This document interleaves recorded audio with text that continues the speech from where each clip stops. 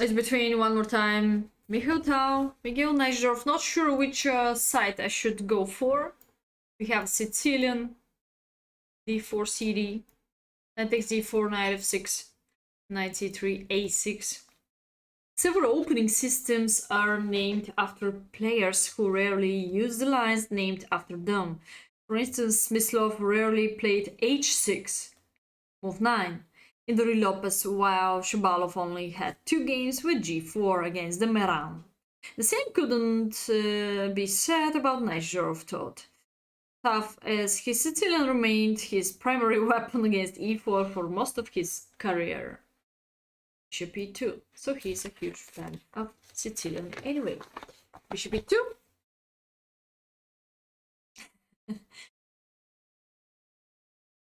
We're gonna check them, don't worry. We're gonna check them. Now, wisely opts for setup he hadn't employed before. His chosen move not only avoided any lines that Fischer might have recommended to Najdorf, but it is also leads to a safer type of position and thus was more appropriate for Tal's tournament situation than an aggressive system that might have led to risky, double-edged complications. What's mean aggressive system? This is what I'm used to play. Bishop g5 or bishop e3 is also more or less connected with the queenside castle and very aggressive style. Bishop g5 is the same, f4, g4, h4, the same. That's why he played an important game where he should play one idea more safetier. Bishop e2, e5, knight b3, bishop e7, bishop g5. According to the database, Najdorf had never encountered this position before. Bishop e6, castle. Kingside castle. Most of my Sicilians, I'm a huge fan of the queenside castle, so opposite side of castling, because make the game sharper. I just make fun with this. I can create attacking faster on the kingside part. Now ensures that he will control the d5 square followed by this his next move. Queen d3 first, not really hurry up to step on d5, because anyway this is totally under control of white, followed by rook d1, so you can step there on the next move after 2 moves. Don't play rush chess. Knight c6, knight d5, bishop g5. Tomorrow for the first time again, the stream will be not connected with any matches between any battles. Let's pay attention to one of the most important matches in the world. Magnus Carlsen against Nepomniachtchi. I will try to look at the all games, if I can find them in chess.com. I will try to look at the all games.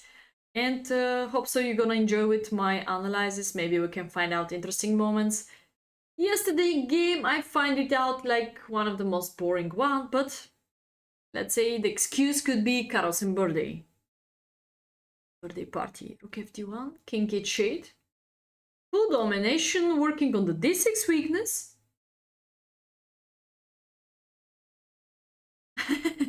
White castle on move 9. Yes, cannot be my game. Rook fd1. But in general, I told you, I'm going to the queenside castle. Tao had experienced the black side of this variation a few weeks earlier. His game continued rook c8, c3.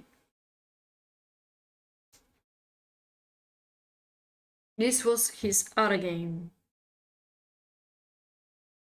Nowadays, 97 would be recognized as a standard maneuver that brings black a good position.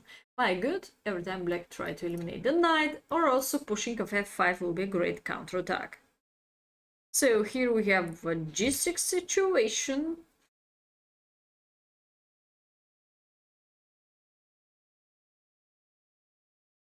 G6. This dock is cool. Like such a little calendars. This year almost finished. I'm gonna cry. It was a good year.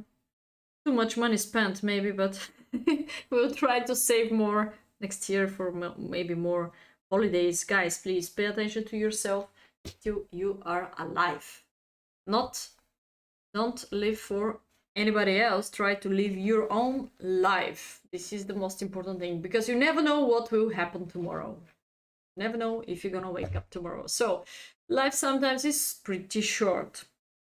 Don't make a huge plans. I mean, don't don't save up your money for forever or whatever, or the 5 people in advance. Try to live your life and try to go for your own way, and depends how do you feel. G6, okay. This was out of the stream. G6 out of the game. G6, knight e2, king h8, knight e3, rook c7, rook f3, knight f3, rook f3, rook d7, cover d6. We capture the bishop.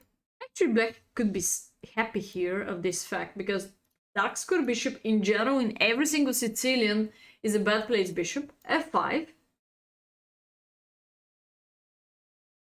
5 games of the pigeon. Oh, good. Cool. Queen c2, f5. Yeah, if you find out interesting game, you can click to the archive, click on it, press the button on the top, download, and you can save it to your personal database. In this way, you're gonna save up the most exciting games in your chess life. Why not? When the position was balanced, an interesting tactical skirmish. Yeah, it's skirmish. Skirmish? Oh, skirmish. Skirmish. Nice word, skirmish. Skirmish and shoot. But the game was eventually drawn in Schmidt TAL. It was a draw in 1961. Okay, this was the other game, followed by rook c8. But Neichdorf played king h8, c3, f5. Bled 1961. My mother is born in 1960. f5, bishop f3. We have a diagram here. Black did a mistake.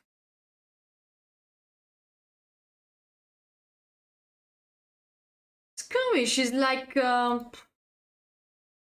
exchange, well, try to be sneaky, shooting, shooting in chess. Yeah, small battle. Okay, small battle. Yeah. Well, sneaky battle, trade-off, and get rid from situation in a successful way. Foxy playing. Yeah, I'm super surprised. I mean, it's quite extremely huge difference between 2,900 tactics, and he's still having 1,000 something of blitz. Yeah, so this is definitely more than it's about 2,000. I don't know how to say, but it's a huge difference. Bishop takes d5. Mistake. There's absolutely no need for black to make this exchange. It's a rash decision of Neichdorf. It would have made much more sense to either challenge the d5 outpost with a knight e7. It's a standard attacking as Wegener attacked Adriana with knight e7 in our regular battles. Or simply maintain the tension with g6 or g6, Sveshnikov. Very often this is classical pushing. Support this, followed by knight e7, again deflect the knight. But probably Neichdorf didn't look at the battle between Wagner and Jersey and Adriana, and that's why he did a mistake by bishop takes d5, question mark. Deserve, question mark. Queen takes d5, f takes e4, queen takes e4. White's domination over the light squares makes the position unpleasant for black. Queen d5, bring the queen back. Tal prepares to exchange his knight, which is not contributing much to his position. The immediate knight to d2 would be a terrible mistake due to d5. Boom! Why d5 is working? If we just accept d5, probably move like rook d8 will be a great skewer or fork. Both could work. And knight on d2 is missing. Yeah, Mr. Jingus, no time. I'm just streaming 3 times per week, and Tuesday I invested to the playing and pay attention to the viewers. Wednesday, this King's Arena is holding on almost the whole stream, 2 hours. Sometimes I'm doing the stream longer. And Thursday I'm trying to make battles, yeah. Clone. Thursday trying to make any battles, any matches. Wednesday sometimes is for lessons too. Push tournaments too, sometimes simultaneous. So we just have a different program. Otherwise it's gonna be boring. 25, rook f6, protection. Knight d2. He starts anyway to maneuver the knight, because the knight on b3 is doing nothing, so should be improved definitely. Now makes the pretty prejudiced decision to allow the exchange of black's pet bishop. It makes a lot of sense, as the knight wasn't doing much on b3. The disappearance of black's bishop might make his d6 pawn harder to defend in the future. Black can hardly refuse the exchange, as the knight could become extremely powerful on e4 or c4. Knight e4, knight c4 will increase the pressure of the weak pawn d6. Boom! But of course, trade-off bishop for this knight right now is a good deal, because in advance, if bishop is going back to e7, probably no one can take d6 for free. The other rook. It's time to activate the other rook to finish the development.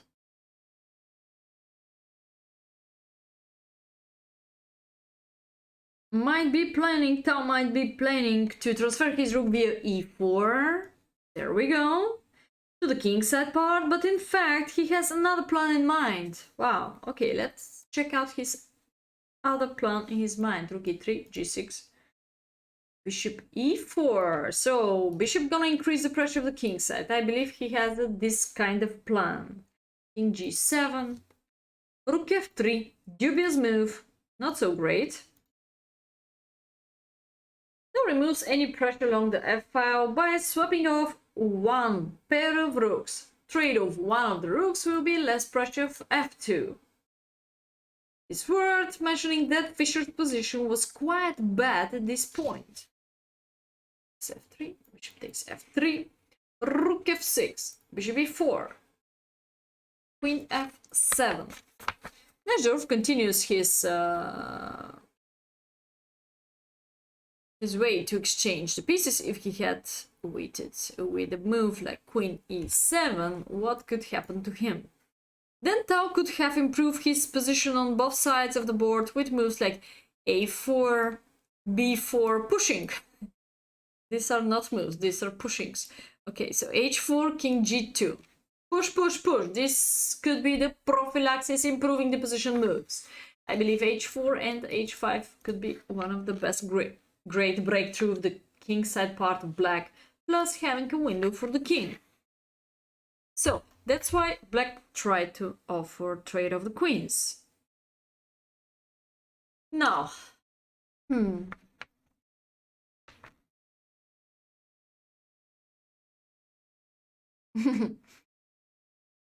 so guys, do you want to trade of the queens in this case? Tal decides to change the pawn structure. Another way to keep a risk-free advantage is just g3, they said. This is the alternative. Just go for the queen b3. Said alternative good move could be g3, bishop take, queen takes, bishop takes, king f8, rook e2, exclamation mark, when the possibility of f2 to f4 makes it hard for black to centralize his king.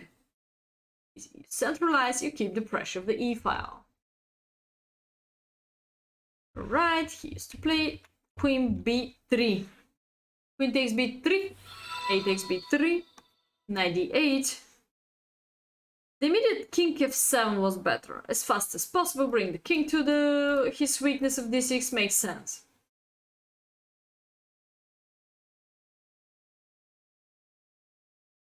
Yes, exactly. Of course, pawn structure of black most of all is weaker based on this.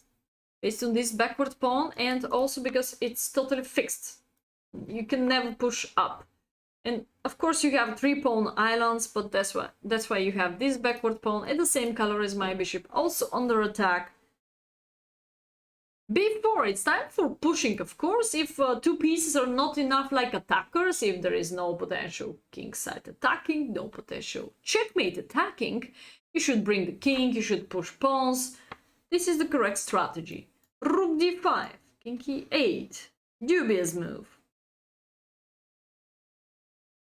Najdorf wants to use his rook to defend along the 7th rank. Right. What's the next move of Mikhail TAL? Shot. Let's go. Don't be lazy, try to suggest correct moves. Next move of TAL. What should be the next step of improving this position?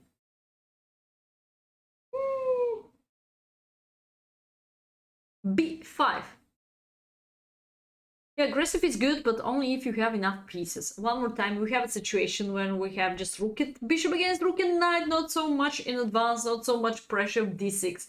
Yes, d6 is weak, but we can never win d6 just because there is enough defense in this case, so we should hurry up to break through. b5.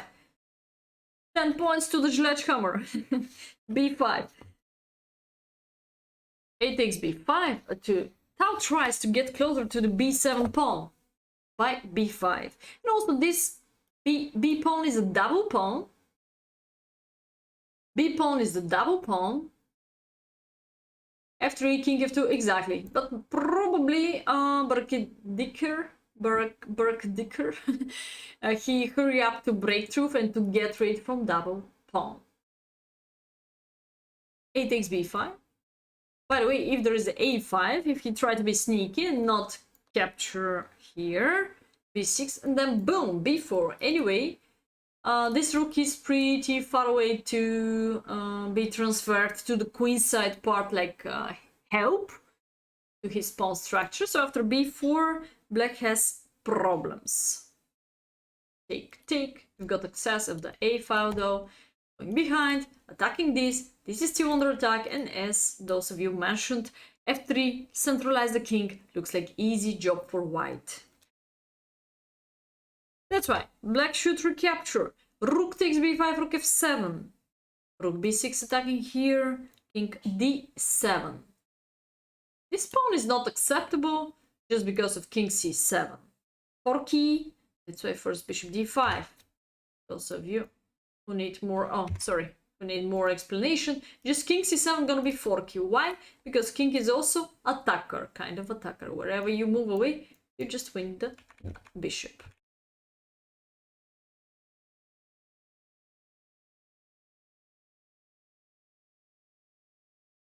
Yeah, keep the queens or keep the, in general keep the queens to make the game sharper, and even queen and knight or queen and bishop could create a mating net. Like I think it's happening in my situation against the Russian Grandmaster. We have an opposite color of bishops, but still queens on the board, so the game was super blood, super sharp. Rook f4, dubious move. Having played the whole game fairly passively, Najdorf has had enough of it and decides to activate his rook. Unfortunately for him, it is not the right moment. Black should prefer rook f6, followed by king c7, kick the rook away, with decent chances to hold. g3, rook a4, question mark. This move is consistent, but it is also most probably the decisive error. Okay, so forky sounds very fork. Okay, why rook a4 shot is a mistake?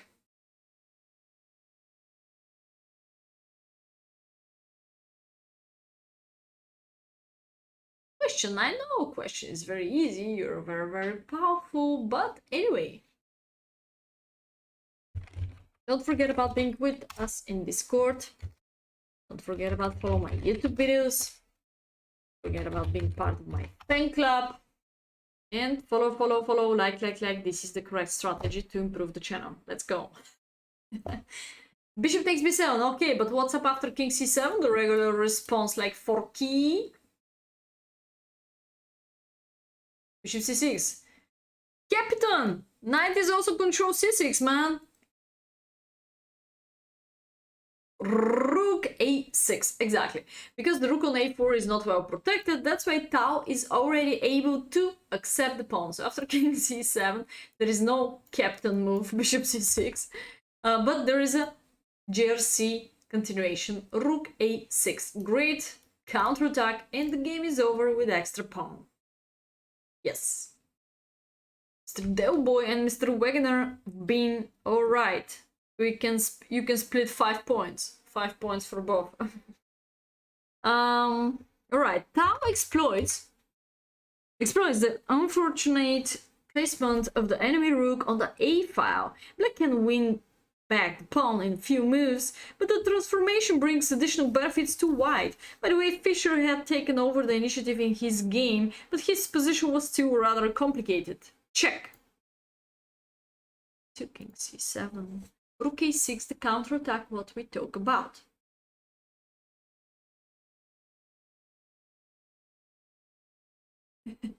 You hear all the time songs, huh? So, but it's another counterattack too. Boom! Bishop d5, rook takes b2.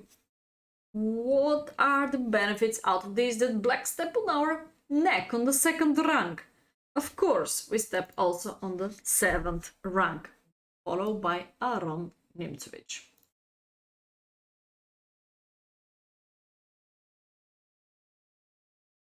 So, knight b7, king f3. So we can just win a time now, because very often one tempo in the pawn endgame, or even the rook endgame could be enough to win the game. So as much as more you have a more advanced king, and then take the final decision of capture twice here, you're gonna be the winner. Very easy, very easy. King f3. Tal gets ready to invade with his king. It would be interesting to know whether the game was adjourned, and if so, who sealed the secret move. Since it was the final round, my guess is that the game was scheduled for only one session.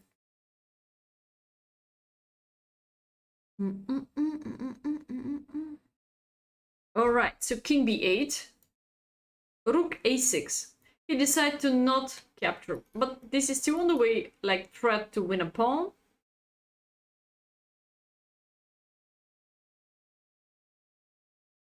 Next, Jove defends the d6 pawn. In the event of rook b1, Tal could have taken b7 and d6 immediately, of course. Bishop takes and rook d6 was a threat. Now, maybe it's interesting for you guys to check out this variation if we capture twice. And I believe we have no time for this. Let's check out. This is not in the book, but all the time I love questions what are out of the book, because you can never copy the answer or whatever, and you should use your brain anyway. So, I was thinking about this moving of the king, but probably this will be unstoppable, so it makes no sense to count the tempos, just because 1, 2, 3, 4, 5. 1, 2, 3, 1, 2, 3, 4, 5, 6, 7, 8, 9, 10. Makes no sense to count. So, because the pawn is pretty dangerous, you're able to come to fix it, but after king c6, actually you're not able to win the game because black is more active, that's it. c4 is a great fixing, but king c5. And now step by step you can be in Zugzwang, because you are the guy who has to cover c4 for sure. You are the guy who has to keep c4. So it's a losing strategy to trade off both pieces. Rook a6. Keeping the pressure is much, much stronger. c7. And go behind. Another strategy of Tal. b5. This is the end, but there was not much else for black to do.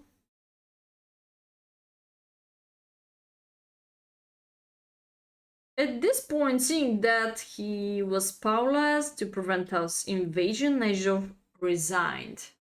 Why Najdorf resigned? It's a 130, almost +2 for white. King goes up, but the most important is also to keep the king to cover these 2 pawns. And of course, please guys, don't make a bad deal. Trade off your good placed bishop for the bad placed knight. Don't do this. So next move of white is crystal clear. You go behind by rook. Why? Because rook will collect the pawns much easier, much faster than king. With the king it costs time. Also black will organize his counterattack. You need protection of your kingside part. King g4 and yes, Mr. Najdorf resigned. Tal was great in this game. Right. 14.5 out of 90 was a superb achievement. Overall, he registered 11 wins, 7 draws, and 1 defeat. This is awesome result. His winning percentage was even higher if we allow for the fact that 4 of his draws were quick and almost certainly prearranged. Through these quick draws may have enabled him to recover his energy and fight harder in the remaining games. So, what's the conclusion? Don't forget about it. After making a draw, you recover, you can think about next game. But we talk about classical chess. We talk about serious chess, OTB chess, where you have more time on the clock. Not rush chess, not blitz. Tal finished a full point ahead of Fischer and 2 ahead of Grigorich, Kirs and Petrosyan. Even tough some world-class players such as Botvinnik, Smyslov, Kurchon and Spassky did not participate. It was still an extremely tough event. Game 17. Let's check out one more game, guys, if you're ready. Mikhail TAL against Yuri Averberg, Riga 1961. Tal is having white pieces. Yeah, let's go. E4, E5.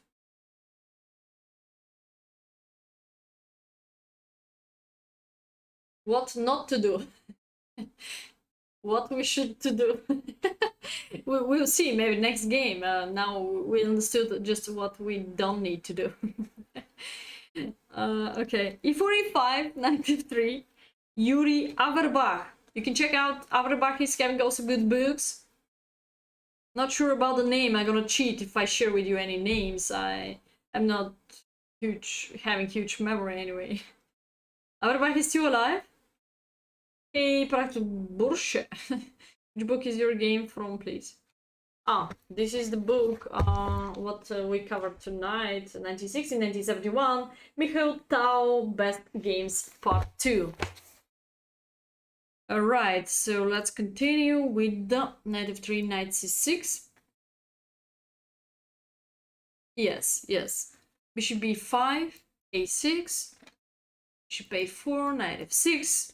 Standard classical variation, Ruy Lopez opening, Morphy defense. But you still don't know and you still cannot call it just because there is a b5 and bishop c5 line and there is a bishop e7, the classical line. Rook q1, b5, b3, d6. It's a long theory in Ruy Lopez, full of maneuvers. Anyway, it's Morphy defense. So h3, it's good to prevent this. It's good to prevent this. Knight a5, bishop c2, c5, d4, long theory, move 11. After d4, main continuation is queen c7, and after knight b2, here, if I click on the Explorer in chess.com, sometimes it's on the top, yeah, it's here in the openings, maybe I can make myself smaller. Oh, okay. You see guys, that when you click on this direction here, it's about the button Explorer and compare all the database. You can just close this and compare all the database with your game in any single moment. You can do this in the analysis board in chess.com and you can compare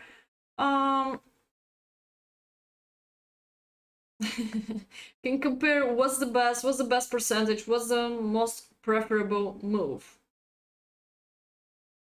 Nepo against Magnus. Today I didn't have time to watch out the game, but I told you, tomorrow we're gonna cover all the games. I think there are about 5, 6 or something like that. Buffalo Honey. Now we have... Thanks for subscribing. Oh, huge thanks, Buffalo Johnny, for the great continuation. Appreciate it. You're already 1 year and 1 month. You're old. Okay, so after knight d2, you can see very well how many candidates we have for the black. Too many. And this all is theory. These all are 1000 playing games CD. Knight c6, bishop d7, bishop b7, knight d7. These are the moves what are familiar. Rook d8, even ed, bishop e6 too. So many moves here. Alright, when I see Lucky Reader all the time, we should write down the comment move. Hey, Lucky, you're welcome. We don't pronounce E, we have U. We have U, like uho. This is ear. Uho. I think most of the languages, you don't really have Rui Lopez, Stein's version. Such Stein, this is the Morphy defense. Chigorin defense is the main line. Etc. Yeah. Or maybe I should move myself down and then you can see what I'm doing on the top, but yeah. I'm here, don't worry. So we have a Rui Lopez opening, Morphy defense, Chigorin's defense, alright? Okay. So we can also time to time compare this by the opening explorer here. You always pronounce it ear. So I ask, yeah? Should I pronounce it like year? Wait, I can give you a great example how one word means to have 2 meanings. There are plenty of words in English what you can hear, but not ear. Ear. Weir? No, I don't trust you. Weir? Okay, so let's go, guys, to the game. We're out of the topic. Knight bd2, knight c6, d takes c5, d takes c5. Ear. Cannot be ear, come on. You just write down weird. You're very close to the weird. Ear. Okay. You make me crazy, come on. You make fun with my pronunciation. Okay, knight f1, rook d8. I hope so people are not thinking about the ears. I talk about chess. Rook d8, queen e2, g6. Should open up my mouth more. Rui Lopez, 93. Boom. Most of all, when the knight is reaching f1 in Rui Lopez is going to g3. But in this case, because of g6, makes no sense to be on g3. So knight on e3 is much more flexible. So you want to go here. Rook b8, knight g5. Boom. Pressure.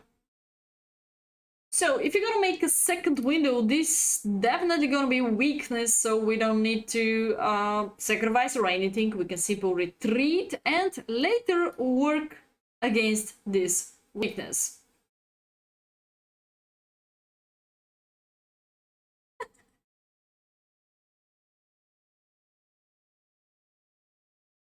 Bishop f8.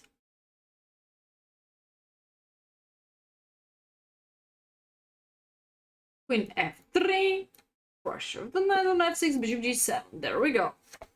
We have a diagram. It's time to jump. Put your hands up. Knight d5. Time decides to force matters with this dynamic move.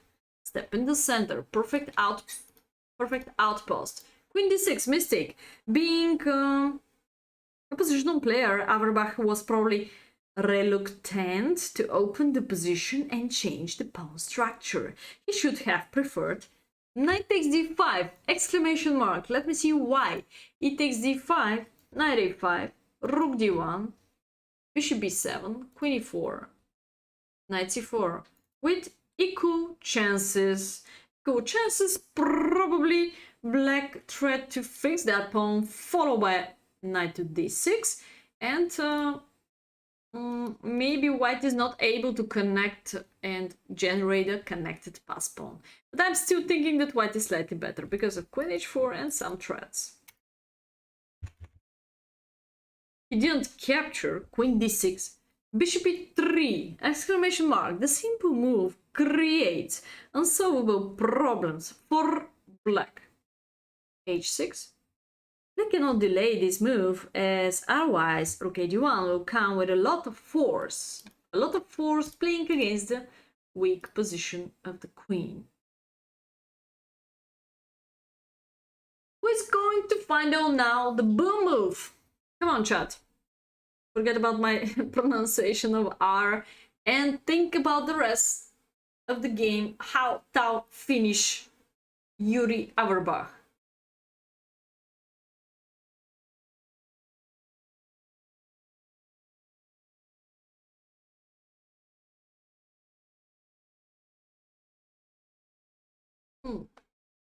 Bishop takes c5. Don't forget about that the knight on g5 is also hanging, so this could be a great, I believe this could be a great deflection. But the problem is after you capture here, I recapture, you recapture, I just take the knight. Aren't you a piece down? It's okay that you're so optimistic, sacrificing people, but try to be more objective.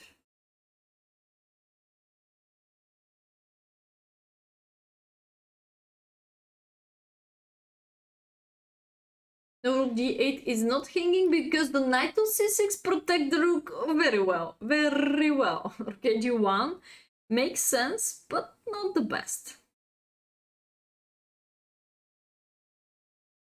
Tao finds a sweet way to exploit black's temporary lack of coordination. So what is the move? There is a flying maroon! 10 points for you, man! Okay. Forget about my pronunciation and think about the rest of the game, yes.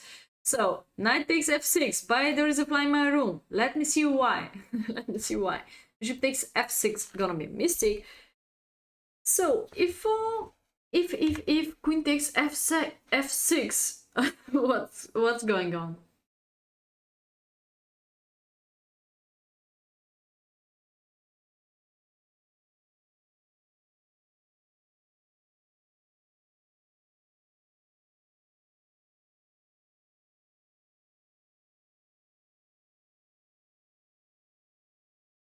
They could still have resisted for a long time.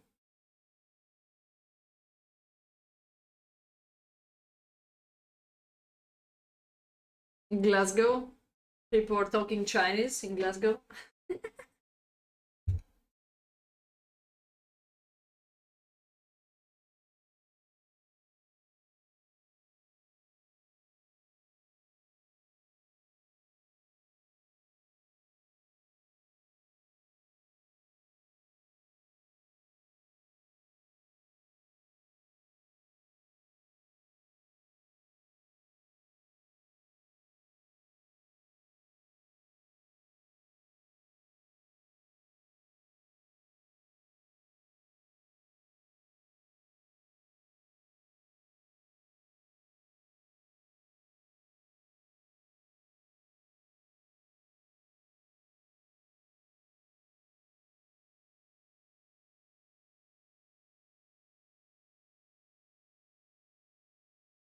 All right, waiting for great suggestions, guys. Let's go.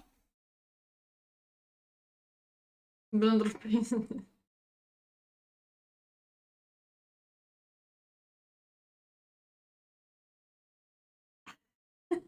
Irish. Okay, so after queen takes f6, we can simple. It's a very simple, because after you just retreat the knight, there is no blood here. I mean, it's just discover attack, so now 2 pawns are hanging, you're just extra pawn. So maybe that's why his opponent decided to recapture by bishop. Rook ad1, counterattack, queen e7. And what is the Tau lovely sacrifice? Show me.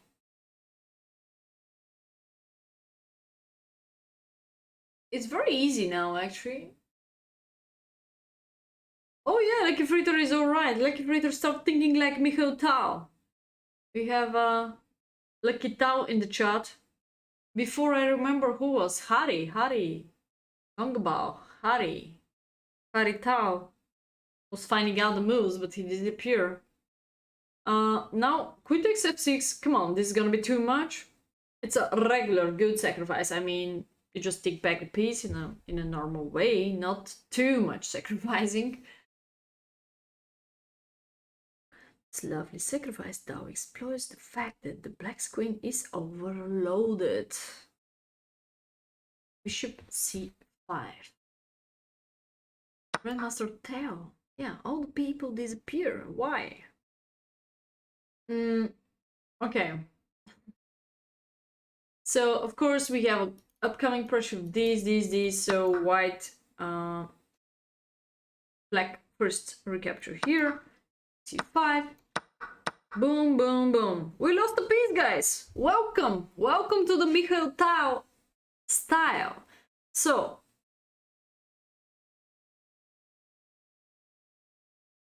Kari's following chess beer. Okay, maybe he's busy. I'm gonna cry. He prefers someone else. Kari, where are you? Okay, so what's the next continuation after you see that your piece down, guys? Well, what is in your mind? Well, what is your first thought about?